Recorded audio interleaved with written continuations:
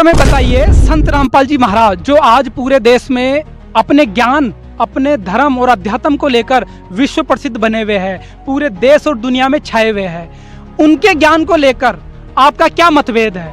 आज इन समर्थकों से आप पूछ सकते हो। मैं इनसे ये पूछना चाहता हूँ कि आखिर ये जो इन लोगों के जो अनुयायी, जो संत रामपाल जी के अनुयायी है, ये अपने आप को जो ये साबित करना चाहते हैं इनके अनुयायी कि ये हमारा गुरु जो ही भगवान है। आखिर बताइए, इंसान कहीं भगवान हो सकता है? ये हमें बताइए। और इन लोगों के जो पुस्तक भी है जो है, ये बताया कि जीव हमारी जाति है, मानव धर्म हमारा, हिंदू मुस्लिम, ये कौन सा धर्म चला रहे हैं? हमें ये जरा बताइए। पहला प्रश्न यहाँ पर ये निकल के आया है कि संत रामपाल जी महाराज अपने प्रवचनों में खुद को भगवान बताते हैं, खुद को अवतार बताते हैं।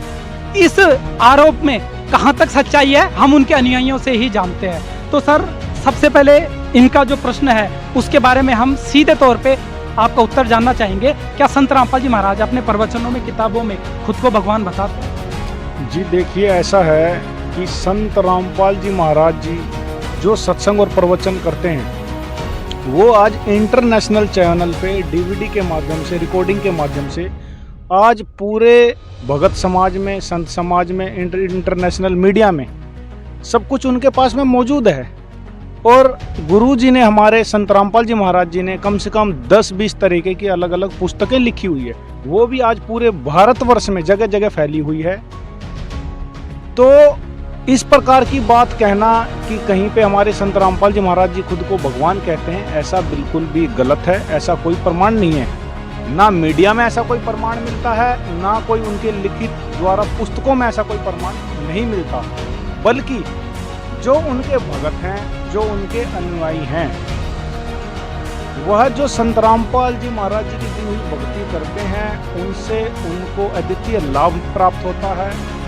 और साथ ही जो वो कबीर देव की भक्ति करते हैं, तो उनके आदेश हैं कि गुरु गोविंद कर जानिए, रहिए शब्द समाए, मिले तो दंडवत बंदगी, नहीं पल पल ध्यान लगाए। यह उनकी वाणी है। दूसरी वाणी और है कबीर साहब की, जिसमें कहते हैं, वो आदेश देते हैं, निर्देश देते हैं कि गुरु बड़े गोविंद से मन में देख विचार, हरि सुमरे सो रह गए, गुरु सुमरे होए पार।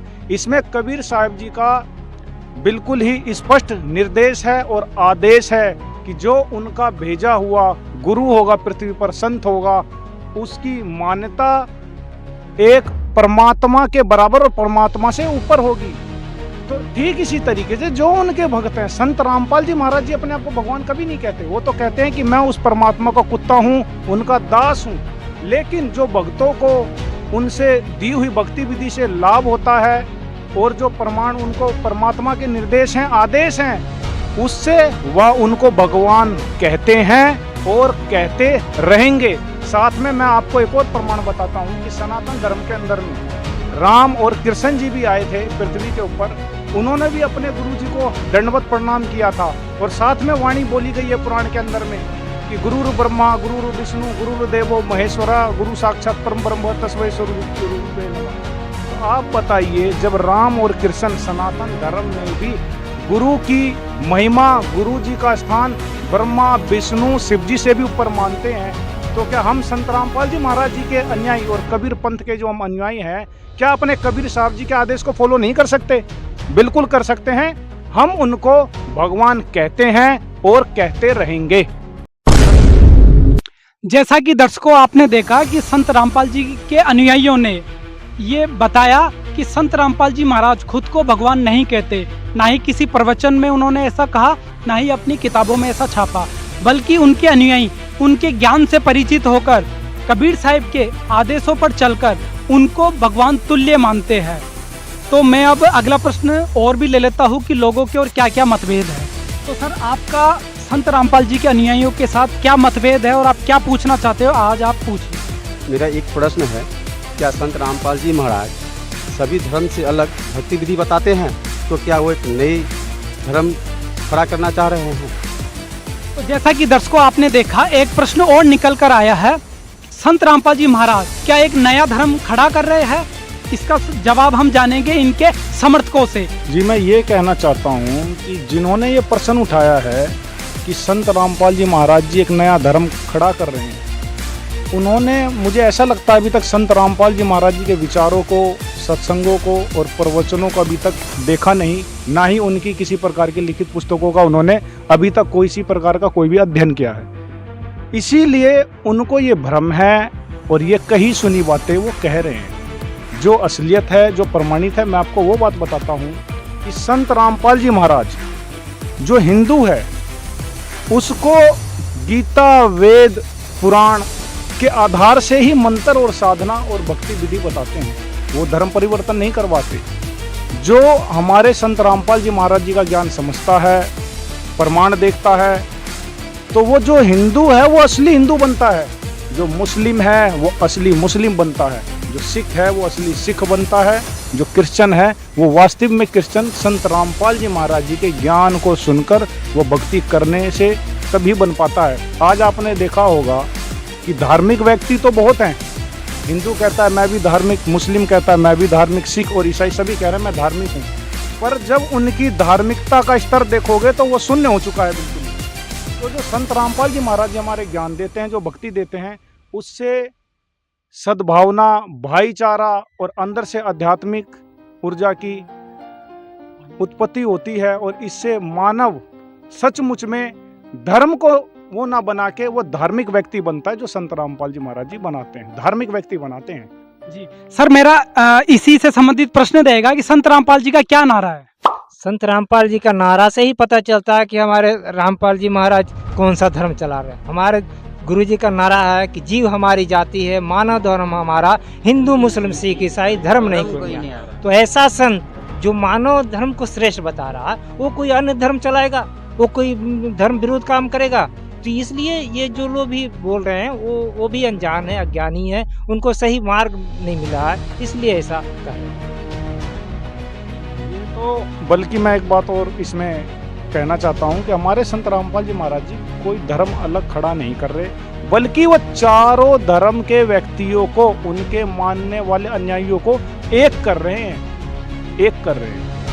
जी, जैसा कि अभी समर्थकों ने बताया कि संत जी न तो कोई धर्म परिवर्तन करवा रहे हैं, ना ही कोई नया धर्म खड़ा कर रहे हैं, अपितु धार्मिक शास्त्रों में जो भक्ति विधि बताई गई है उसी को कोट करके और उसी में से वो भक्ति विधि संत जी बता रहे हैं। तो अब मेरा अगला प्रश्न और रहेगा कि लोगों का इनसे क्या सवाल है। तो सर, आपका क्या सवाल है? जी, मेरा इन भाइयों से एक सवाल है कि तत्वदर्शी संत जो है संत रामपाल जी महाराज, हाँ, वो तत्वदर्शी संत बताया जाता है, तो इसका क्या प्रमाण है, इसका क्या पहचान है? तो इनका प्रश्न है कि संत रामपाल जी खुद को तत्वदर्शी संत बताते हैं, आखिर तत्वदर्शी संत की क्या पहचान है?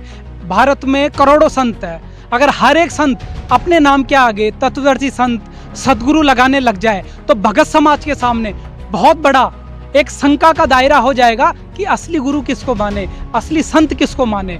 तो ये बहुत ही एक निर्णायक प्रश्न है, इसका जवाब होना चाहिए भगत समाज के सामने कि किसे गुरु बनाए और तत्वदर्शी संत कौन है गीतानुसार। तो सर हमें बताइए, जो संत रामपाल जी स्वयं को, इनका आरोप था कि स्वयंभू वो तत्वदर्शी संत घोषित कर रहे हैं, तो आखिर क्या वास्तव में वो संत तत्वदर्शी संत है या वैसे ही स्वयंभू लगाए हुए हैं? जी देखिए, जो ये कह रहे हैं कि तत्वदर्शी संत रामपाल जी महाराज जी अपने नाम पे क्यों लगाते हैं, तो इसका एक साधारण सा जवाब ये है कि अगर कोई अपने नाम के आगे वैद्य लगाए और उसको पेट दर्द की गोली का भी ना पता हो, अगर कोई अपने नाम के आगे एडवोकेट और वकील लगाए, अधिवक्ता लगाए, उसको संविधान की किसी एक धारा का भी मालूम ना हो, तो क्या वो लगाना उचित है? ठीक इसी प्रकार आज भारतवर्ष में जितने भी धर्मगुरु हैं, शंकराचार्य और मंडलेश्वर हैं, अपने नाम के आगे गुरु, सदगुरु, जगत गुरु, तत्वदर्शी संत और भी लगाते हैं। ऐसा ही नहीं कि हमारे संत रामपाल जी महाराज जी लगाते हैं, लेकिन उनको उनके पुराण का, उनको भगवत गीता जी का, वेद का उनको ज्ञान नहीं है। वह ज्ञान हमारे संत रामपाल जी महाराज जी ने उसमें से निकाल के दिया है। आपको मैं उदाहरण के लिए बताता हूँ, आज तक सर्व हिंदू समाज, सनातन समाज जो भी है, वेद और गीता पुराणों को सत्य मानता है, उसी के द्वारा दी गई साधना को करता है। हमारे जितने भी शंकराचार्य, मंडलेश्वर और शास्त्री जन हैं, उन्होंने भी वही पुराण को पढ़ा, पर आज तक ये नहीं बता पाए कि ब्रह्मा विष्णु शिव जी से ऊपर कोई भगवान है और इनकी जन्म और मृत्यु हुआ करती है। हमारे गुरुदेव संत रामपाल जी महाराज जी की यही पहचान है कि वो तत्वदर्शी संत है। उन्होंने तत्व का दर्शन करते हुए उसी पुराण में से निकाल के दिखा दिया कि ब्रह्मा विष्णु शिव जी की जन्म मृत्यु होती है और इनसे ऊपर जो देवादि देव है, जो देवों का देव है, वो कबीर देव है, कबीर परमेश्वर है, कबीर साहब है।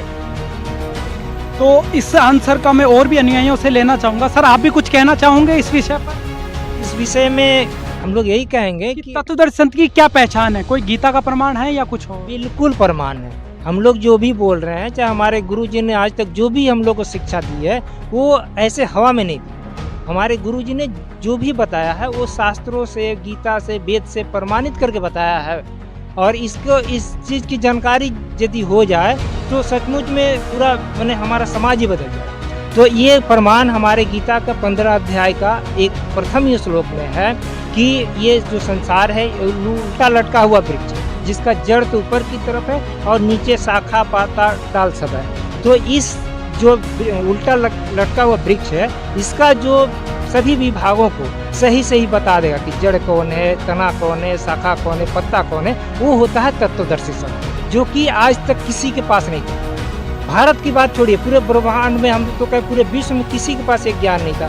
यानी संसार रूपी वृक्ष को जो खोल के बता देगा वो तत्वदर्शी संत है गीता अनुसार। जी बिल्कुल, यही तो गीता प्रमाणित कर रहा। तो वर्तमान में ऐसा कौन सा संत है जिसने खोलकर यथार्थ रूप में बता दिया है कि संसार रूपी वृक्ष की क्या व्याख्या है? ये हमारे गुरु जी ही केवल बताए, इसके पहले किसी के पास ज्ञान नहीं था। यही हमारे गुरु जी, इसीलिए हम लोग कहते हैं कि हमारे गुरु। हाँ, आप सर क्या कहना? देखिए, सूक्ष्म वेद में जो है वाणी है परमात्मा की, कबीर साहब की वाणी है कि सदगुरु के लक्षण कहूँ मधुरे वैन विनोद, और 4 वेद 6 शास्त्र कहें 18 बोध। सारी धरती पे और सारी पृथ्वी पे देखिए, टीवी चैनल्स में अनेकों संत आते हैं। आप अनेकों संत का जो है सत्संग का अनुसरण कीजिए, जितने भी भक्ति चैनल्स हैं या फिर आध्यात्मिक चैनल्स हैं, सभी में जो है संतों के सत्संग आते हैं। लेकिन आप ध्यान दीजिएगा कि कोई भी संत जो है 4 वेद 18 पुराण 6 शास्त्र 11 उपनिषद से कभी भी खोल करके और जो है समझा करके कभी नहीं दिखा पाते हैं। केवल और केवल संत रामपाल जी महाराज ही जो है सभी शास्त्रों को खोल करके उसका जो वेद के तात्पर्यों को, गीता के अर्थों को और सारे जो है पुराणों को खोल करके उनका अर्थों के समेत जो है बताते हैं, ज्ञान देते हैं। आप कुछ कहना चाहेंगे? मैं ये कहना चाहता हूँ कि आज मीडिया सब कुछ तथ्यों को सामने ला के रख देता है, कोई छुपने छुपाने वाली बात नहीं रही। आज हमारे गुरुजी ने जो प्रमाण पुराणों से निकाल के दिखाए, लगभग 5.5 वर्ष हो चुके हैं, करोड़ों महर्षि आ चुके, करोड़ों शंकराचार्य हो चुके, करोड़ों शास्त्री हो चुके, क्या उनको आज तक ये चीज पता नहीं चल पाया? तो हकीकत जब हम देखते हैं तो सचमुच में उनको ज्ञान नहीं है इस बात का, क्योंकि अगर ज्ञान होता तो ब्रह्मा विष्णु शिव जी को अजर अमर बताने की वो गलती नहीं करते।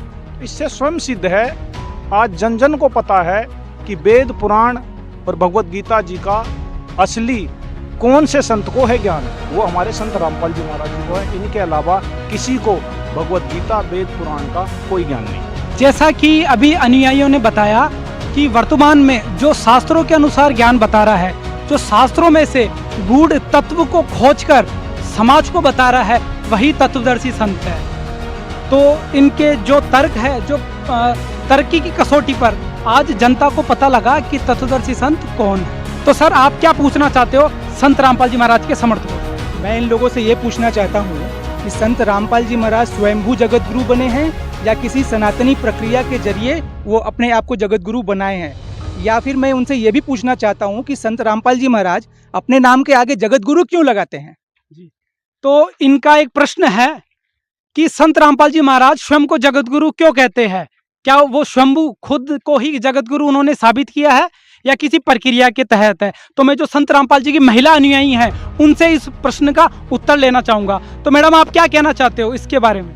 देखिए, संत रामपाल जी महाराज जी अपने आगे जगत गुरु इसीलिए बोलते हैं क्योंकि जगत को जो सच्चा ज्ञान देता है, प्रदान करता है, उन्हीं को जगत गुरु बोलते हैं। और वर्तमान में शास्त्रों के अनुसार जो वेद, गीता, बाइबल, कुरान, पुराण, गुरु ग्रंथ साहिब और भी आदि जो शास्त्र है ना, उनके अनुसार प्रमाणित जो भक्ति है कोई भी नहीं देता, कोई भी ऐसे संत नहीं है। सिर्फ वर्तमान में संत रामपाल जी महाराज जी एक ऐसे संत है जो ये शास्त्र के अनुसार भक्ति प्रदान करते हैं अपने भक्तों को। इसीलिए संत रामपाल जी महाराज जी जगत गुरु है। और एक बात है कि संत रामपाल जी महाराज जी के अनुयायियों को बहुत लाभ चमत्कार होते हैं, इसीलिए संत रामपाल जी महाराज जी के अनुयायियों उनको जगत जैसा गुरु कि के नाम से महिलाओं बोलते हैं। अनुयायियों ने भी इसका आंसर दिया है, मैं और भी जो पुरुष अनुयायी खड़े उनसे भी इसका आंसर आगे ले लेता हूँ। तो सर आप क्या कहना चाहोगे? जी देखिए, मैं इसमें एक स्पष्टीकरण करना चाहता हूँ कि जगत गुरु कहते किसे हैं।